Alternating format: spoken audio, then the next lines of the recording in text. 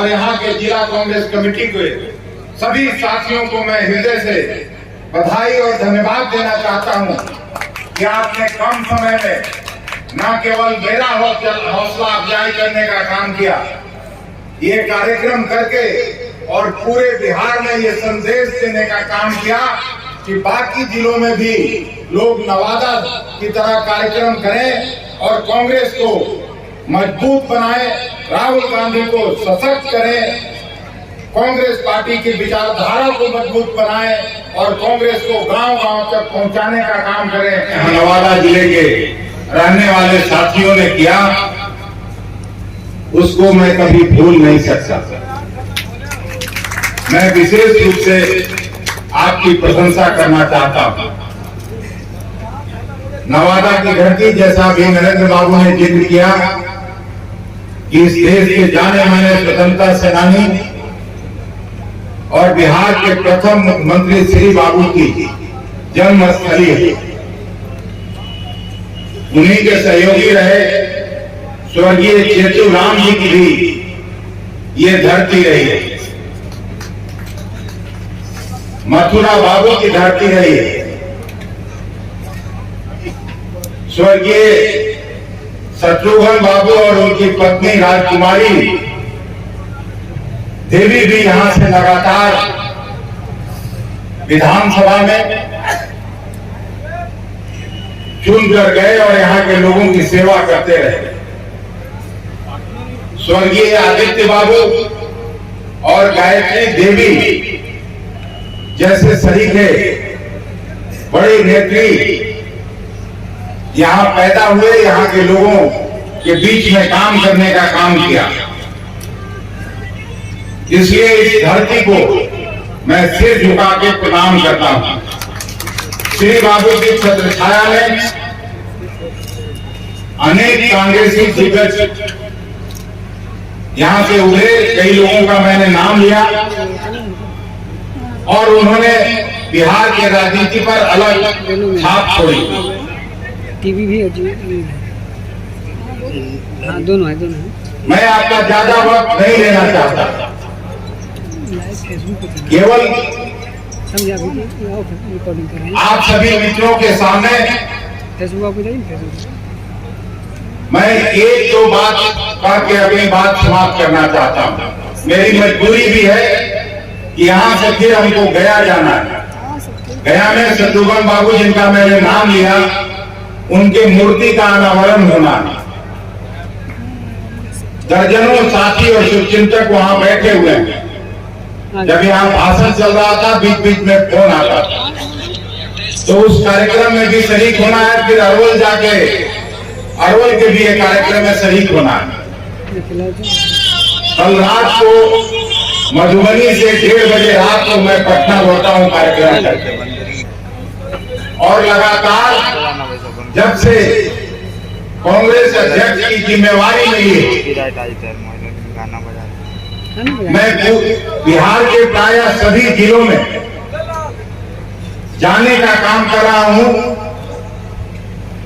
और आप कार्यकर्ता और नेता साथियों से सहयोग की मांग करता हूं कि हमको इस कांग्रेस को 90 के पहले वाला कांग्रेस बनाना है। मैं श्री बाबू के जमाने की तो नहीं करता, लेकिन जब मैं बड़ा हुआ उस समय कांग्रेस पार्टी की हुकूमत थी। मैं जब तक पढ़ाई लिखाई विश्वविद्यालय में कर रहा था, तब भी कांग्रेस पार्टी की हुकूमत थी।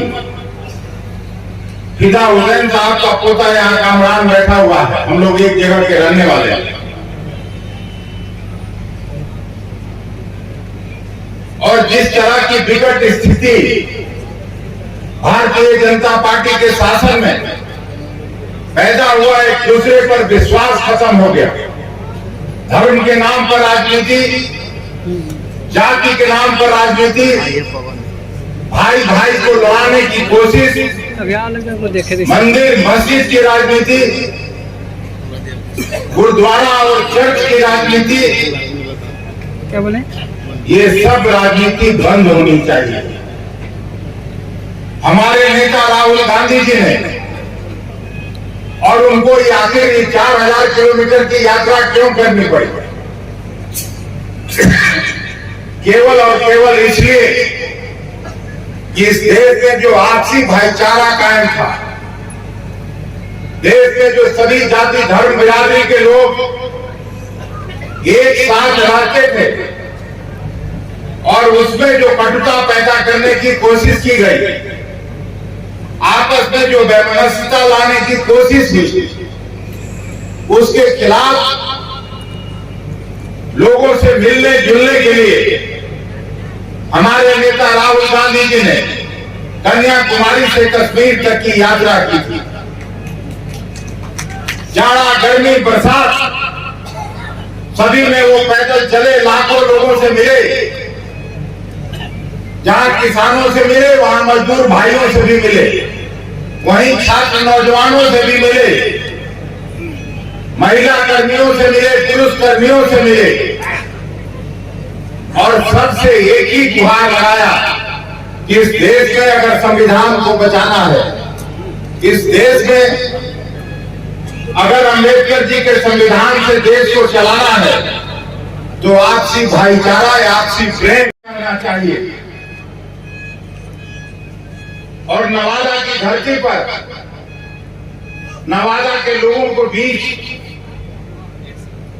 मैंने जिनका पहले नाम लिया श्री बाबू का, जब बापू की हत्या हुई थी, आप उस समय का उन्होंने जो भाषण किया उसको निकाल के पढ़ लीजिएगा। उन्होंने आरएसएस के बारे में क्या कुछ कहा था, आरएसएस के बारे में प्रतिबंध लगाने के लिए उन्होंने जो बातें कही थी, आज भी उसकी प्रासंगिकता है। और जो उनका जन्मस्थली है, ऐसे जगह से भी अगर कमल के फूल को ताकत मिल जाए तो हम सबका सिर नीचा होता है, किसी का प्रतिष्ठा बढ़ता नहीं। इसलिए हम आपसे श्री बाबू के सपनों का बिहार बनाने का आग्रह करने आए हैं।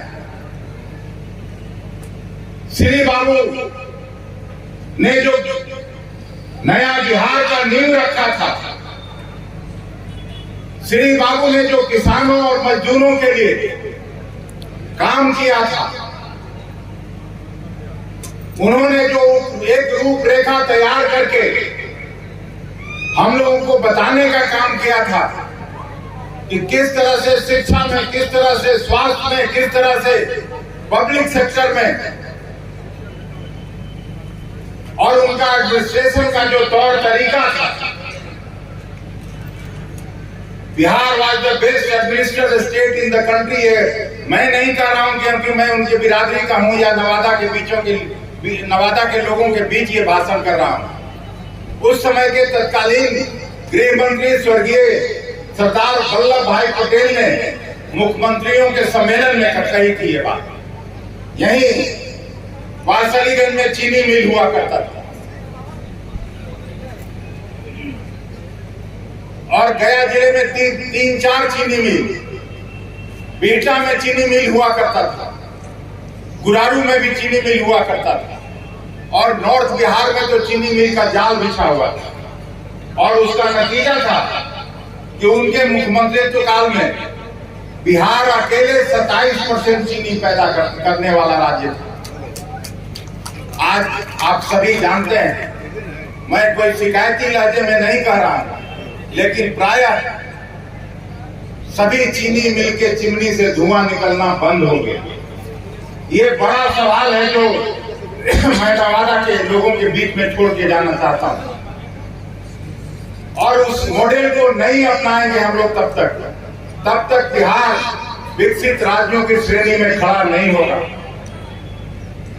तब तक बिहार बीमारू स्टेट की संज्ञा से विभूषित होते रहेगा। अगर विकसित राज्यों की श्रेणी में बिहार को खड़ा होना है तो नवादा के लोगों से मैं आगे आने की अपील करता हूं कि ये कांग्रेस की परंपरागत भूमि रही है। आप कांग्रेस को अपना ताकत और आशीर्वाद देने का काम करिए।